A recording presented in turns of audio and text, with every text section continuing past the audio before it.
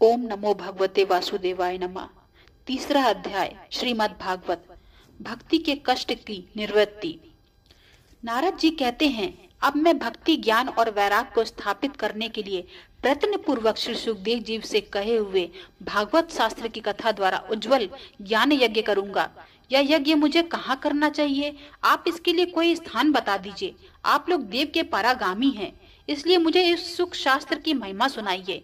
यह भी बताइए, श्रीमद् भागवत की कथा कितने दिनों में सुनानी चाहिए और उसको सुनने की क्या विधि है? सनकादि बोले, नारद जी, आप बड़े विनीत और विवेकी हैं। सुनिए, हम आपको ये सब बातें बताते हैं। हरिद्वार के पास आनंद नाम का एक घाट है। वहाँ अनेकों ऋषि रहते हैं तथा देवता और सिद्ध लोग भी उसका सेवन करते रहते हैं। भांति भांति के वृक्ष और लताओं के कारण वह बड़ा सघन है और वहाँ बड़ी बड़ी कोमल नवीन बालू बिछी हुई है। यह घाट बड़ा ही सुरम्य और एकांत प्रदेश में है। वहाँ हर समय सुनहले कमलों की सुगंध आया करती है। उसके आसपास रहने वाले सिंह, हाथी, परस्पर विरोधी जीवों के चित्तों में भी वैर भाव नहीं है। वहां आप बिना किसी विशेष प्रयत्न के ही ज्ञान यज्ञ आरंभ कर दीजिए। उस स्थान पर कथा के अपूर्व उस रस का उदय होगा। भक्ति भी अपनी आंखों के सामने ही निर्बल और जराजीर्ण अवस्था में पड़े हुए ज्ञान और वैराग के साथ लेकर वहां आ जाएगी, क्योंकि जहां भी श्रीमद् भागवत की कथा होती है वहां ये भक्ति आदि अपने आप ही पहुंच जाते हैं तथा वहां कानों में कथा के शब्द पढ़ने से वो तीनों तरुण हो जाएंगे। सूत जी कहते हैं, इस प्रकार कहकर नारद जी के साथ सनकादि भी श्रीमद् भागवत कथा अमृत का पान करने के लिए वहां से तुरंत गंगा तट पर चले आए। जिस समय वे तट पर पहुंचे, भूलोक, देवलोक और ब्रह्मलोक सभी जगह इस कथा का हल्ला हो गया। जो जो भगवत कथा के रसिक विष्णु भक्त थे, वे सभी श्रीमद् भागवत अमृत का पान करने के लिए सबसे आगे दौड़ दौड़ कर आने लगे। भृगु, वशिष्ठ, च्यवन, गौतम, मेघातिथि, देवल, देवरात, परशुराम, विश्वामित्र, शाकल, मार्कंडे, दत्तात्रेय, पिपलाद, योगेश्वर, व्यास और पराशर, छायासुक, जाजली और जहनु आदि सभी प्रधान प्रधान मुनिगण अपने अपने पुत्र, शिष्य और स्त्रियों समेत बड़े प्रेम से वहां आए। इनके सिवा वेद, वेदांत, मंत्र, तंत्र, सहस्त्र पुराण और छयों शास्त्र के मूर्तिमान होकर भी वहां उपस्थित आए। गंगा और नदियों, पुष्कर आदि सरोवर, कुरुक्षेत्र आदि समस्त क्षेत्र, सारी दिशाएं, दंडक आदि वन, हिमालय आदि पर्वत तथा देव, गंधर्व और दानव आदि सभी कथा सुनने चले आए। जो लोग अपने गौरव के कारण नहीं आए, महर्षि भृगु उन्हें समझा बुझा कर ले आए। तब कथा सुनने के लिए दीक्षित होकर श्री कृष्ण परायण सनकादि नारद जी के दिए हुए श्रेष्ठ आसन पर विराजमान हुए। उस समय सभी श्रोताओं ने उनकी वंदना की। श्रोताओं के वैष्णव, विरक्त, सन्यासी और ब्रह्मचारी लोग आगे बैठे और उन सबके आगे नारद जी विराजमान हुए। एक और ऋषिगण और एक और देवता, एक और वेद और उपनिषदों तथा एक और तीर्थ बैठे और दूसरी ओर स्त्रियां बैठी। उस समय सब ओर जय जयकार, नमस्कार और शंखों का शब्द होने लगा और अबीर, गुलाल, खील और फूलों की खूब वर्षा होने लगी। कोई कोई देवश्रेष्ठ तो विमानों पर चढ़कर वहां बैठे हुए सब लोगों पर कल्प वृक्ष के पुष्पों की वर्षा करने लगे। श्री सूत जी कहते हैं, इस प्रकार पूजा समाप्त होने पर जब सब लोग एकाग्रचित हो गए, तब सनकादि ऋषि महात्मा नारद जी को श्रीमद् भागवत का महात्म्य स्पष्ट करने के सुनाने लगे। सनकादि जी ने कहा, अब हम आपको इस भागवत शास्त्र की महिमा सुनाते हैं, जिसके श्रवण मात्र से मुक्ति हाथ लग जाती है। श्रीमद् भागवत की कथा का सदा सर्वदा सेवन आस्वादन करना चाहिए। इससे श्रवण मात्र से श्री हरि हृदय में आज विराजते हैं। इस ग्रंथ में 18,012 स्कंद हैं और श्री सुखदेव जी और राजा परीक्षित का संवाद है। आप यह भागवत शास्त्र ध्यान देकर सुनिए। यह जीव तभी तक अज्ञानवश इस संसार चक्र में भटकता रहता है जब तक क्षण भर के लिए कानों में इस सुख शास्त्र की कथा नहीं पड़ती है। बहुत से शास्त्र और पुराण सुनने में क्या लाभ है? इससे तो व्यर्थ का भ्रम बढ़ता है। मुक्ति देने के लिए तो एकमात्र श्रीमद् भागवत शास्त्र ही गरज रहा है। जिस घर में नित्य प्रति श्रीमद् भागवत की कथा होती है वह तीर्थ रूप हो जाता है और जो लोग उसमें रहते हैं उनके सारे पाप नष्ट हो जाते हैं। हजारों अश्वमेघ और सैकड़ों वाजपेयी यज्ञ इस सुख शास्त्र की कथा का 16वां अंश भी नहीं हो सकते हैं। तपोधनु, जब तक लोग अच्छी तरह श्रीमद् भागवत का श्रवण नहीं करते हैं तभी तक उनके शरीर में पाप निवास करते हैं। फल की दृष्टि से इस सुख शास्त्र कथा की समता गंगा, गया, काशी, पुष्कर या प्रयाग कोई तीर्थ को भी नहीं कर सकता है। यदि आपको परम गति की इच्छा है तो अपने मुख से ही श्रीमद् भागवत के आधे अथवा चौथाई श्लोक का भी नित्य नियम पूर्वक पाठ कीजिए।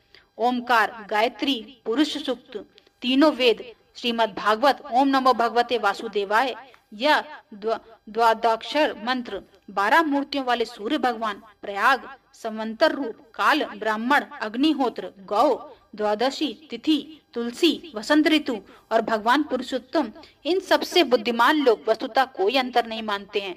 जो पुरुष अहनिर्ष अर्थ समेत श्रीमद् भागवत शास्त्र का पाठ करता है उसके करोड़ों जन्मों का पाप नष्ट हो जाता है। पाप इसमें तनिक भी संदेह नहीं है।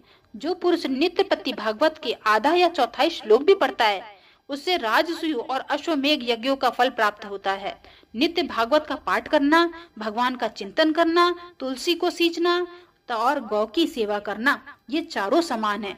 जो पुरुष अंत समय में श्रीमद् भागवत का वाक्य सुन लेता है उस पर प्रसन्न होकर भगवान उसे वैकुंठ धाम देते हैं। जो पुरुष सोने के सिंहासन पर रखकर विष्णु भक्त को दान देता है वह अवश्य इस भगवान का सायुज्य प्राप्त कर लेता है। जिस दुष्ट ने अपनी सारी आयु में चित्त को एकाग्र करके श्रीमद् भागवत अमृत का थोड़ा सा भी रसास्वादन नहीं किया है उसे तो अपना सारा जन्म चांडाल और गधे के समान व्यर्थ ही गवा दिया। वह तो अपनी माताओं को प्रसव पीड़ा पहुंचाने के लिए ही उत्पन्न हुआ है। जिससे वह इस सुख शास्त्र के थोड़े से भी वचन नहीं सुने वह पापात्मा को जीता हुए ही मुर्दे के समान है। पृथ्वी के भार स्वरूप उस पशु तुल्य मनुष्य को धिक्कार है। यो स्वर्ग लोक में देवताओं के प्रधान इंद्रादि कहा गया है। संसार में श्रीमद् भागवत की कथा का मिलना अवश्य कठिन है। जब करोड़ों जन्मों का पुण्य उदय होता है तभी इसकी प्राप्ति होती है। नारद जी, आप बड़े ही बुद्धिमान और योग निधि हैं। आप प्रयत्न पूर्वक कथा का श्रवण कीजिए। इसे सुनने के लिए दिनों का कोई नियम नहीं है, इसे तो सर्वदा ही सुनना अच्छा है। सत्य भाषण और ब्रह्मचर्य पालक पूर्वक सर्वदा ही सुनना श्रेष्ठ माना गया है, किंतु कलयुग में ऐसा होना कठिन है। इसलिए इसकी सुखदेव जी ने विशेष विधि बताई है, यह जान लेनी चाहिए। कलयुग में बहुत दिनों तक चित्त की वृत्तियों को वश में रखना, नियमों में बंधे रहना और किसी पुण्य कार्य के लिए दीक्षित रहना कठिन है। इसलिए सप्ताह श्रवण की विधि है। श्रद्धा पूर्वक कभी भी श्रवण करने से अथवा माघ मास में श्रवण करने से जो फल होता है वही फल श्री सुखदेव जी ने सप्ताह श्रवण में निर्धारित किया है। मन के असंयम, रोगों की बहुलता और आयु की अल्पता के कारण कलयुग में अनेकों दोषों की संभावना ही सप्ताह श्रवण का विधान किया गया है।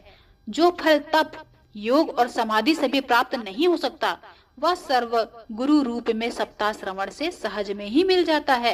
सप्ताह श्रवण यज्ञ से बढ़कर है, व्रत से बढ़कर है, तप से कहीं बढ़कर है, तीर्थ सेवन में तो सदा ही बड़ा है, योग से बढ़कर है, यहाँ तक कि ध्यान और ज्ञान भी बढ़कर हैं। अजी इसकी विशेषता कहाँ तक वर्णन करें, या तो सभी से बढ़ चढ़कर है। श्री शौनक जी ने पूछा, सूत जी, या तो आपने बड़े ही आश्चर्य की बात कही। अवश्य यह भागवत पुराण योग वेता ब्रह्मा जी के भी आदि कारण श्री नारायण निरूपण करता है, परंतु यह मोक्ष की प्राप्ति में ज्ञान आदि सभी साधनों को तिरस्कार करके इस युग में उनसे भी कैसे बढ़ गया।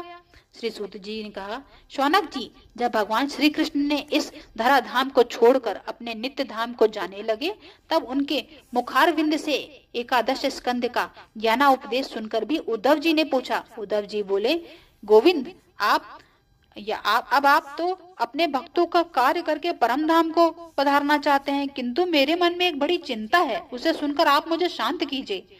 अब इस घोर कलयुग काल में आया ही समझिए, इसलिए संसार में फिर अनेक दुष्ट प्रकट हो जाएंगे। उनके संसर्ग में जब अनेक सत्पुरुष भी उग्र प्रकृति की हो जाएंगे तब उनके भार से दबकर यह गौर उपड़ी पृथ्वी किसकी शरण में जाएगी। कमल नयन, मुझे तो आपको छोड़कर इसकी रक्षा करने वाला कोई भी दूसरा नहीं दिखा देता। इसलिए भक्त वत्सल, आप साधुओं पर कृपा करके यहाँ से मत जाइए। भगवान आपके निराकार और चित मात्र होकर भी भक्तों के लिए भी यह सगुण रूप धारण करने किया है। फिर भला आपका वियोग होने पर भक्तजन पृथ्वी पर कैसे रह पाएंगे। निर्गुण उपासना तो बड़ा कष्ट है, इसलिए कुछ और विचार कीजिए। प्रभास क्षेत्र में उद्धव जी के वचन सुनकर भगवान सोचने लगे कि भक्तों के अवलंब के लिए मुझे क्या व्यवस्था करनी चाहिए। शौनक जी तब भगवान ने अपनी सारी शक्ति भागवत में रख दी। वे अंतर्ध्यान होकर इस भागवत समुद्र में प्रवेश कर गए। इसलिए यह भगवान की साक्षात शब्दमयी मूर्ति है। इसके सेवन, श्रवण, पाठ अथवा दर्शन से ही मनुष्य के सारे पाप नष्ट हो जाते हैं। इसी से इसका सप्ताह श्रवण सबसे बढ़कर माना गया है। कलयुग में तो यह अन्य सब साधनों को छोड़कर यही प्रधान धर्म बतलाया गया है। काली काल में यही ऐसा धर्म है जो दुख, दरिद्रता, दुर्भाग्य और पापों की सफाई कर देता है तथा काम का, क्रोध आदि शत्रु पर विजय दिलाता है। अन्यथा भगवान की इस माया से पीछा छुड़ाना देवताओं के लिए भी कठिन है। मनुष्य तो इसे छोड़ ही कैसे सकता है। अतः इससे छूटने के लिए सप्ताह श्रवण का विधान भी किया गया है। श्री सूत जी कहते हैं, शौनक जी जिस समय सनकादि मुनीश्वर इस प्रकार सप्ताह श्रवण की महिमा का बखान कर रहे थे, उस सभा में एक बड़ा आश्चर्य हुआ। उसे मैं तुम्हें बतलाता हूँ, सुनो। वहां तरुणावस्था को प्राप्त हुए अपने दोनों पुत्र के साथ के लिए विशुद्धा प्रेम रूपा भक्ति बार बार श्री कृष्ण गोविंद, हरे मुरारी, हे नाथ नारायण वासुदेवा आदि भगवान नामों का उच्चारण करती हुई अकस्मात प्रकट हो गई। सभी सदस्यों ने देखा परम सुंदरी भक्ति रानी भागवत के अर्थों का आभूषण पहने वहां पधारी। मुनियों की उस सभा में सभी या तर्क वितर्क करने लगे कि ये यहाँ कैसे आई, कैसे प्रविष्ट हुई। यह सनकादि जी ने कहा, हे भक्ति देवी, अभी अभी कथा के अर्थ से निकली हैं। उनके ये वचन सुनकर भक्ति ने अपने पुत्रों समेत अत्यंत विनय में होकर सनंद कुमार जी से कहा। भक्ति बोली, मैं कलयुग में नष्ट प्राय हो गई थी। अपने कथा अमृत से सींचकर मुझे फिर से पुष्ट कर दिया है। अब आप यह बताइए कि मैं कहाँ रहूं। यह सुनकर सनकादि जी ने उससे कहा, तुम भक्तों को भगवान का स्वरूप प्रदान करने वाली, अनन्य प्रेम का संपादन करने वाली तथा और संसार रोगों का निर्मूल करने वाली हो। अतः तुम धैर्य धारण करके नित्य निरंतर विष्णु भक्तों के लिए हृदय में निवास करो। ये कलयुग के दोष भले ही इस सारे संसार पर अपना प्रभाव डालें, किंतु वहां पर तुम इनकी दृष्टि में नहीं पड़ सकोगी। इस प्रकार उनकी आज्ञा पाते ही भक्ति जी ने तुरंत भगवत भक्तों के हृदय में जा विराजी। उनके हृदय में एकमात्र श्री हरि की भक्ति निवास करती है। वे त्रिलोकी में अत्यंत निर्धन होने पर भी परम धन्य हैं, क्योंकि इस भक्ति की डोरी से बंधकर तो साक्षात भगवान भी अपना परम धाम छोड़कर उनके हृदय में आकर बस जाते हैं। भूलोक में यह भागवत साक्षात पर ब्रह्म का विग्रह है। हम इसकी महिमा कहाँ तक वर्णन करें। इसका आश्रय लेकर इसे सुनाने से तो सुनने और सुनाने वाले दोनों को ही भगवान श्री कृष्ण की समता प्राप्त हो जाती है। अतः इसे छोड़कर अन्य धर्मों से क्या प्रयोजन है। तीसरा अध्याय समाप्तम।